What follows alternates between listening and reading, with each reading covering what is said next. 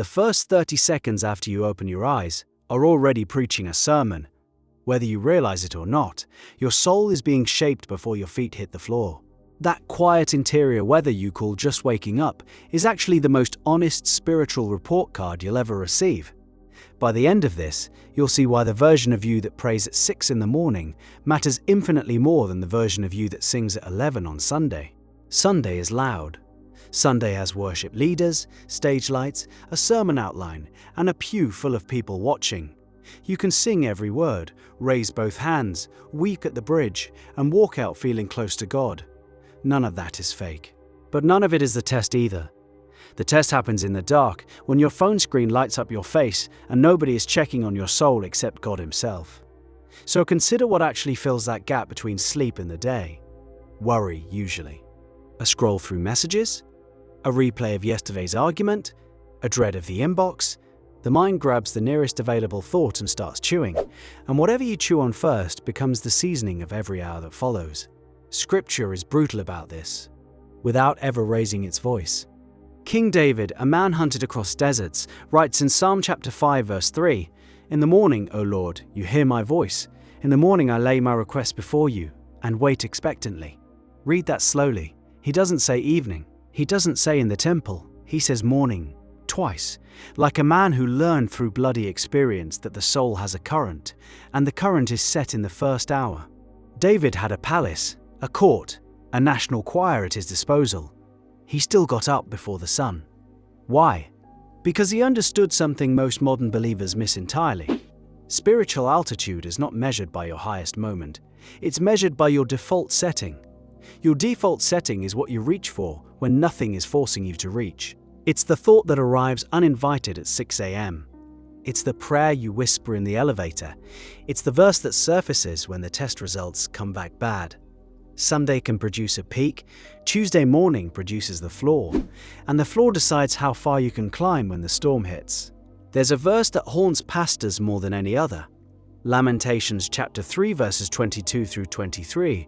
"Because of the Lord's great love, we are not consumed, for His compassions never fail. They are new every morning.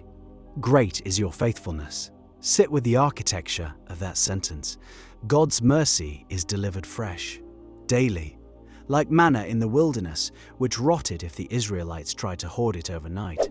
The God of Scripture didn't design His grace to be stockpiled in a single Sunday gathering and rationed across the week. He designed it to be collected, fresh, every single dawn. Which means, if you only show up to receive Him once every 7 days, you're trying to live on stale manna. And stale manna breeds worms. Now here's where the room gets quiet. You already suspect this is true. You've felt the difference between a week that began with Scripture and a week that began with the newsfeed. You've noticed how prayer at midnight tastes thinner than prayer at sunrise. The data of your own life has been whispering this to you for years. The question is what you've been doing with the whisper. Most believers do one of two things. They either dismiss the morning as unrealistic, kids, commute, exhaustion, or they try once, miss 3 days in a row, and quietly give up on the practice for another decade. Both responses miss the point. The point was never a flawless devotional schedule.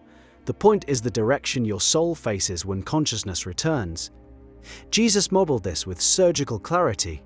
Mark chapter 1 verse 35 says, "Very early in the morning, while it was still dark, Jesus got up, left the house, and went off to a solitary place, where He prayed." The Son of God Himself, the second person of the Trinity, the one through whom all things were made, He needed dawn alone with the Father. If He needed it, what exactly are you assuming about your own capacity? Picture that scene. The disciples are still asleep. The fishing village is silent.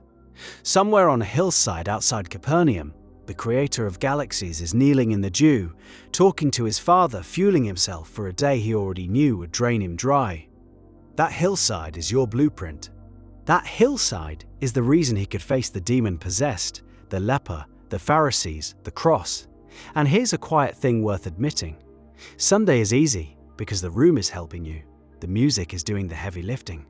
The pastor's voice is shaping your emotion. Monday morning has none of that scaffolding. Monday morning is just you, your phone, and a God who refuses to compete with your scroll. Whether you turn toward Him there, that's the actual measurement of where your faith lives. A skeptic would push back here. They'd say morning routines are just neurological habit formation, that any consistent practice would yield the same psychological calm. And there's truth in that observation worth respecting. Habits do shape the brain. Consistency does compound. But the believer's claim is larger than habit. The claim is that the living God meets you in that space, that something real flows from Him to you, not because you earned it through routine, but because He promised in Jeremiah chapter 29 verse 13, "You will seek me and find me when you seek me with all your heart." The habit is the doorway. The encounter is what walks through it, which raises an uncomfortable question. If God is genuinely waiting at dawn, what does it say about us that we keep choosing the algorithm instead? The honest answer is that we trust the dopamine more than we trust the promise. The phone delivers a small hit immediately. Prayer requires sitting in silence with a person you cannot see. The brain prefers the certain small reward over the uncertain greater one. So we trade communion for stimulation, and then we wonder by Thursday why our faith feels distant. The distance was decided at sunrise. The distance is decided again tomorrow. Listen carefully, because this is where the shift happens. Spiritual altitude is not a feeling, it's an orientation. Altitude is what direction your inner compass points when nothing external is forcing it. A pilot doesn't measure altitude during takeoff, when the engines are roaring and adrenaline is high. The pilot measures it at cruising speed, when everything is quiet and the instruments tell the truth. Your cruising altitude is your morning.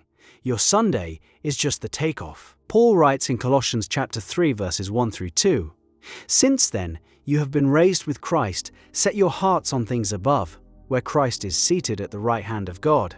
Set your minds on things above, not on earthly things." Notice the verb, set, not feel, not wait until you're inspired.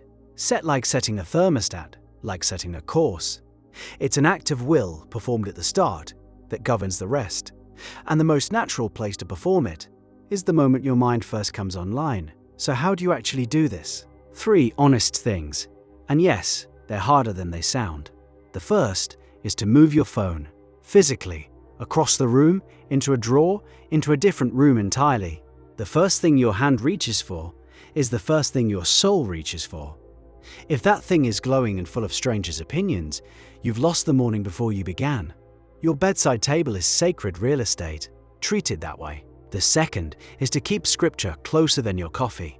A physical Bible on the kitchen counter, open to where you stopped yesterday. 5 verses, 3 minutes. The goal is not theological mastery. The goal is letting God's voice into your head before the world's voice gets there. Whoever speaks first writes the script. The third is the hardest. Sit in silence long enough to actually pray. Most of us pray in commercials. A sentence here, a sigh there.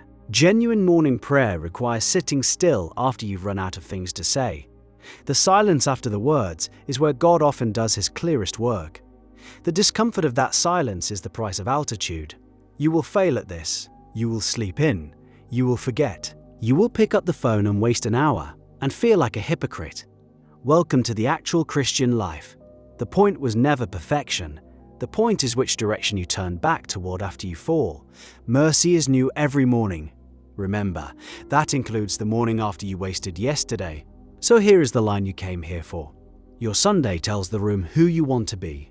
Your 6 a.m. tells God who you actually are, and He's been awake the whole time waiting at the table you keep forgetting is set. Tomorrow morning, before the world boots up, He will be there.